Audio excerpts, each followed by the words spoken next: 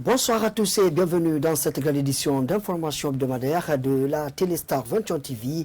Nous commençons cette édition d'information par cette mauvaise nouvelle. En Sierra Leone, une explosion d'un dépôt de carburant a tué au moins 90 personnes dans la zone industrielle de Freetown. Le drame s'est produit dans la nuit du vendredi 5 novembre 2021. Le commentaire, c'est avec Bintou Souma. Au moins 90 personnes ont été tuées dans l'explosion d'un dépôt de carburant vendredi soir dans la zone industrielle de Freetown, la capitale de la Sierra Leone en Afrique de l'Ouest. L'explosion s'est produite après qu'un camion-citerne de 12 mètres de long, transportant du carburant, soit entré en collision avec un autre véhicule à un carrefour situé à l'extérieur du supermarché, très fréquenté de Quatram dans le quartier de Wellington, aux alentours de 22 h du vendredi 5 novembre 2021. Le feu s'est ensuite propagé dans le quartier. Plusieurs corps calcinés ont été découverts dans des véhicules et dans les rues adjacentes. Les images diffusées dans les médias locaux montrent des corps gravement carbonisés dans les rues autour du camion-citerne, selon la BBC. Nous avons récupéré 80 corps du site de l'accident la nuit dernière avec nos ambulances, a déclaré l'AFP, un membre de la Croix-Rouge, précisant que les opérations de secours se poursuivaient ce samedi matin. Un infirmier de l'hôpital où les victimes ont été acheminées a confirmé à nos confrères de l'AFP le nombre de morts, précisant également avoir reçu beaucoup de femmes, hommes et enfants avec de graves blessures. Le maire Yvonne Akissoeur a déclaré avoir vu des images déchirantes, mais a ajouté que l'ampleur des dégâts n'était pas encore claire. Dans un message publié sur Facebook, elle a déclaré qu'il y avait des rumeurs selon lesquelles plus de 100 personnes ont perdu la vie, bien qu'il n'y ait pas encore de bilan officiel. La morgue publique a reçu 91 corps jusqu'à présent, a déclaré son directeur à l'agence de presse Reuters. Cette ville portuaire compte un peu plus d'1 million d'habitants. Pour le moment, aucun bilan officiel n'a été livré, mais d'autres parlent d'une centaine de morts. Quant au vice-président sierra-léonais, Mohamed Julde Diallo, qui s'est rendu sur place ce samedi matin, a fait état de 92 morts et 88 personnes gravement blessées en soins intensifs. Un précédent bilan donné par des secouristes faisait état d'au moins 80 morts. Ces dernières années, le pays a été confronté à plusieurs catastrophes graves. En mars, plus de 80 personnes ont été blessées après qu'un incendie majeur dans l'un des bidonvilles de la ville a laissé plus de 5000 personnes déplacées. En 2017, plus de 1000 personnes ont été tuées après que des fortes pluies ont entraîné une coulée de boue qui a balayé la ville, laissant environ 3000 personnes sans abri. Et puis la délégation du FNDC qui a effectué une mission de diplomatie citoyenne dans la sous-région ouest africaine du 5 au 31 octobre 2021 a organisé un point de presse à son siège de Kipé dans la commune de Ratoma ce jeudi 4 novembre 2021 pour faire le compte-rendu de la mission. Reportage Kadiatou Bari et Alpha Omar Diallo. C'est dans le cadre d'allègement des sanctions infligées à la Guinée par les institutions sous-régionales, le souci d'éviter au pays une crise pouvant affecter le bon déroulement de la transition, que la délégation du FNDC a effectué une mission de diplomatie citoyenne dans la sous-région ouest africaine du 5 au 31 octobre 2021. Ce jeudi 4 novembre, les membres du Front national pour la défense de la Constitution ont fait le compte-rendu de leur mission à travers un point de presse. Les chefs d'État et de gouvernement, le représentant spécial des Nations Unies pour l'Afrique de l'Ouest et le Sahel, le président de la commission de la CEDEAO, ainsi que des acteurs de la société civile africaine. La mission a présenté la lecture de la société civile guinéenne sur la situation qui prévaut en Guinée avant de solliciter de ses interlocuteurs du haut niveau. La mise en place d'un cadre de dialogue entre les nouvelles autorités et la communauté internationale, notamment CEDEAO, UA, ONU, d'une part, et d'autre part entre elle et les forces vives de la nation sous les auspices des organisations régionales et des partenaires bilatéraux et multilatéraux dont les Nations Unies. Poursuivant, Mamadou Biloba explique la satisfaction de la mission quant à la volonté des chefs d'État de la CEDEAO et des représentants des Nations Unies à accompagner le peuple de Guinée pour une transition réussie. La mission a également noté la volonté manifeste des chefs d'État du président de la commission de la CEDEAO et du représentant spécial des Nations Unies pour l'Afrique de l'Ouest et du Sahel à maintenir le contact avec le FNDC jusqu'au retour à l'ordre constitutionnel. Au regard de ces recommandations issues des rencontres et des enseignements tirés pendant cette mission, la coordination du FNDC dit s'engager à poursuivre tous les efforts indispensables pour la réussite de la transition dans l'intérêt exclusif du peuple de Guinée. Restons toujours dans le même cadre pour dire que Ibrahima Diallo, membre de la coordination du FNDC, s'est aussi prononcé sur la non-participation du Front National pour la défense de la Constitution dans le gouvernement de la transition. Selon lui, il ne mène pas le même combat. Il est au micro de Kadia Toubari. Par rapport à la question liée à la non-participation du FNDC dans le gouvernement, je crois que vous avez suivi même le secrétaire général de la présidence de la République, vous avez suivi son intervention. Effectivement, le FNDC a été consulté, mais comme vous le savez, le FNDC, depuis le début du combat contre le troisième mandat, nous nous sommes toujours montrés désintéressés aux intérêts personnels. C'est pourquoi vous n'avez pas vu un Fonike Mengue, ministre de M. Alpha Condé, un Koundouno, entre autres, ministre du président Alpha Condé. Tout le monde, c'est parce que justement on croyait au combat que nous menions. Nous pensions que nous avons la responsabilité que nous portons est tellement immense aujourd'hui que la réduire juste à la participation au gouvernement est incompréhensible. Donc voilà, et comptez sur nous. Le FNDC va, comme nous l'avons dit dans la déclaration, nous allons accompagner cette transition pour qu'elle puisse réussir. Accompagner la transition ne signifie pas qu'on accompagne le CNRD, on accompagne la Guinée. La Guinée aujourd'hui, à la tête de laquelle se trouve le CNRD. Donc nous avons tous intérêt aujourd'hui à nous impliquer d'une manière à une autre pour accompagner cette transition pour qu'elle puisse réussir. La nomination par le président de la transition de Dame Fatoumata Yarissouma comme ministre de la Justice et garde des Sceaux suscite des réactions chez les hommes en robe noire. Interrogé sur ce sujet, l'avocat Maître Alpha Amadou Diesba invite la nouvelle ministre de ce département de briser l'ancien système. Yaya Oumobari et Ibrahim Khalil Silla. Précédemment notaire, Fatoumata Yarissouma est désormais la nouvelle ministre de la Justice et garde des Sceaux. Un poste stratégique et indispensable à un régime démocratique. Cet avocat et activiste des droits de l'homme pense que c'est possible qu'elle arrive à assumer cette responsabilité. Beaucoup s'accordent à dire que c'est une femme de rigueur, elle est compétente. J'espère qu'elle sera à la hauteur parce que les défis sont immenses au niveau de la justice. Depuis ces 10 dernières années, la justice guinéenne est peu reluisante et inspire moins de confiance à la population guinéenne.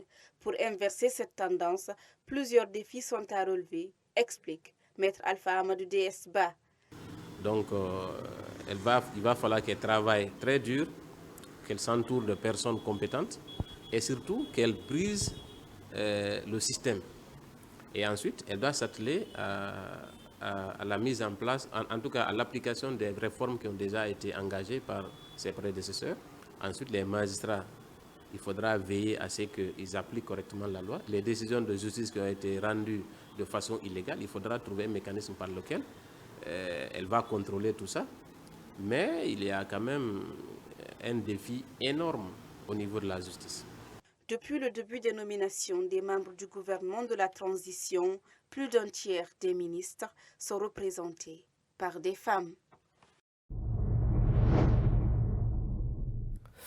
Santé à présent dans cette édition d'information, des agents de vaccinateurs installés dans les centres de vaccination dans la capitale Conakry pour freiner la propagation de la pandémie Covid-19 peinent à percevoir les primes journalières. Depuis 2 mois, face à cette situation, ils exigent le paiement de leurs primes au risque de boycotter les activités de vaccination en cours. Une de nos équipes a fait le tour dans un centre afin de s'inquiéter de réalité. Alpha Omar Diallo. Le gel des comptes des différents départements par le CNRD serait-il la cause du retard du paiement des primes journalières des agents vaccinateurs? En tout cas, c'est la question que se pose cet agent que nous avons rencontré ce jeudi 3 novembre 2021 sur un site de vaccination de la place. Depuis la prise du pouvoir par l'armée, ces agents vaccinateurs tirent le diable par la queue.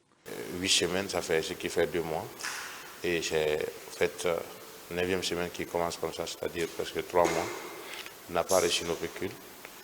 Et donc, comme ça a duré, et on menace d'aller en grève pour réclamer cela. En dépit de ne pas percevoir leurs primes journalières depuis 2 mois, ces agents vaccinateurs continuent de travailler avec leurs propres moyens, selon notre interlocuteur qui a préféré garder l'anonymat. Cependant, il a fait savoir que de nos jours, les citoyens reçoivent une mauvaise communication par rapport au Covid-19.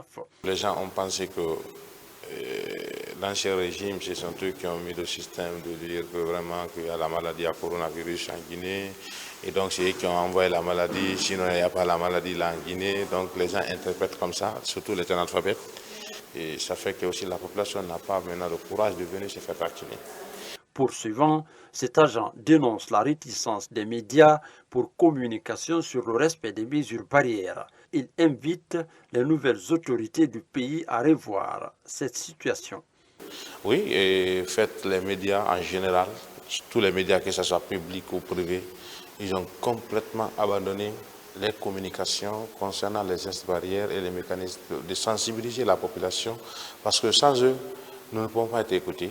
Selon les dernières statistiques publiées par l'ANSS le 1er novembre dernier, sur 627 personnes testées, 12 cas ont été confirmés, dont 12 guéris. En attendant que cette menace de grève des agents vaccinateurs ne soit prise en compte, certains ont du mal à joindre les deux bouts.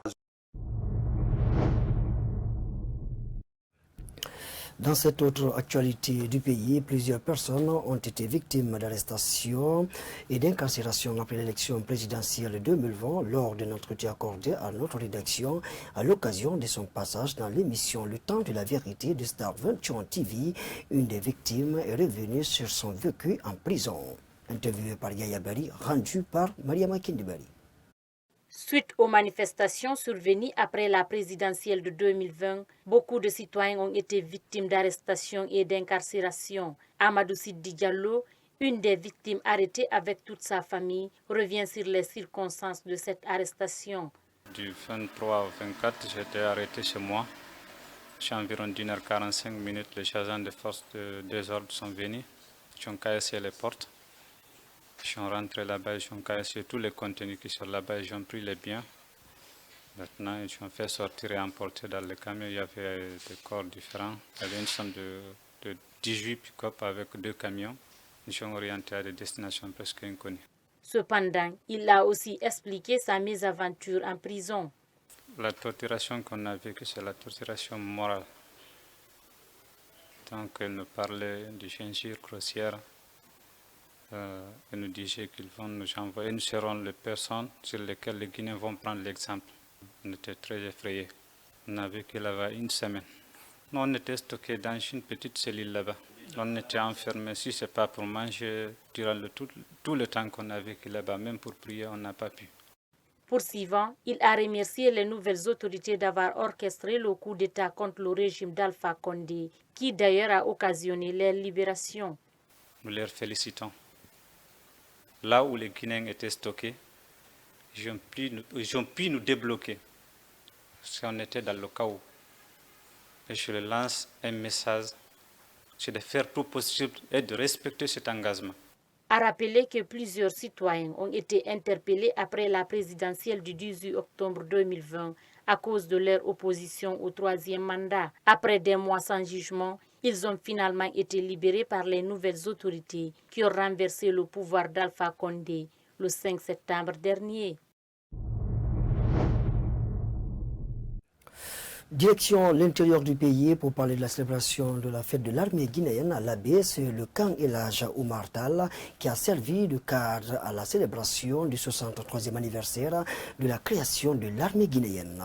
Idrissa Sampirin Diallo depuis la région foutanienne. Au camp El Hadj Oumar Tall de l'Abbé, 2 discours ont marqué ce 1er novembre 2021 la cérémonie commémorative 63e anniversaire de la création de l'armée guinéenne. Il est d'abord revenu au commandant de la 2e région militaire de présenter les activités réalisées en 2021 par les unités de défense et de sécurité en poste en Moyenne-Guinée. En 2021, la portion centrale de l'AB a fait certaines réalisations et a mené des activités fiables à travers les visites terrain. L'organisation des patrouilles mixtes diurnes et nocturnes le long de nos frontières, conformément aux instructions de la hiérarchie. L'événement était présidé par le nouveau gouverneur de région qui venait d'être installé officiellement ce lundi matin. Le 1er novembre 1958, 1er novembre 2020, 63 années sont écoulées. C'est pourquoi, aujourd'hui plus que jamais, le CNRD s'engage à tirer les meilleures leçons de notre passé pour s'inscrire dans une logique de vaincre tous les défis qui se dressent comme obstacles au développement durable et harmonieux de notre pays. Le commandement militaire a mis l'occasion à profit pour inaugurer les portails du camp El Hadj Oumar Tall de l'Abbé.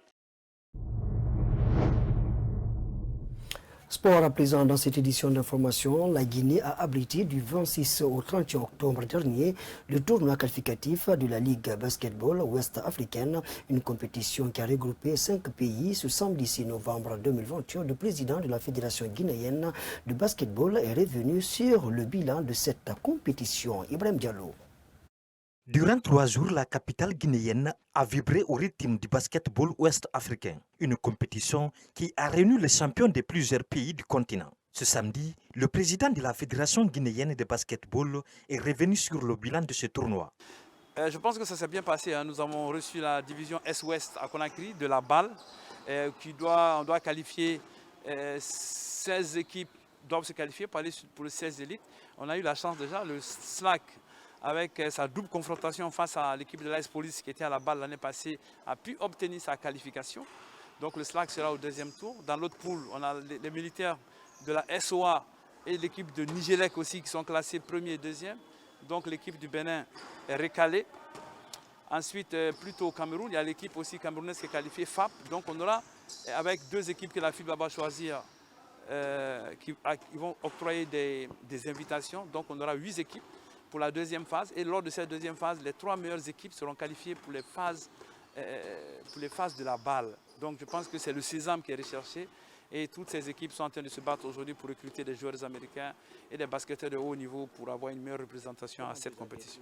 Au-delà de cette satisfaction, Sakouba Keita a évoqué des perspectives, notamment l'ouverture du championnat national de basketball. Là, rapidement, c'est-à-dire il y a un redémarrage du championnat qui se pointe à l'horizon, qui va aller très vite. Je pense que dans 10-12 jours, on doit relancer le championnat. Ensuite, l'équipe nationale de Guinée encore doit être présente à Benguela, c'est à 541 km de Luanda, et pour les éliminatoires de la Coupe du Monde. Donc là déjà, il faut courir, il faut remobiliser, il faut chercher des moyens auprès du gouvernement encore, il faut rassembler les professionnels. Ensuite, on a le SLAC aussi dans la même période qui va aller jouer le 16 élites et probablement vers le Cameroun. Donc pour dire que c'est lourd et on croise les doigts, Dieu va nous aider et nous en appelons à tous ces annonceurs et sponsors de donner un coup de main pour que la Guinée soit au mieux représentée. C'est dans une ambiance conviviale que cette compétition a pris fin dans la salle du Palais des Sports du 28 septembre de Conakry. A noter que le représentant guinéen, le SLAC, s'est qualifié pour le second tour du tournoi. Voilà, chers téléspectateurs, c'est cet élément d'Ibrahim Diallo qui met fin à cette grande édition d'information hebdomadaire de la télé Star 21. Merci à tous de votre aimable attention. Portez-vous bien où que vous soyez à travers le monde.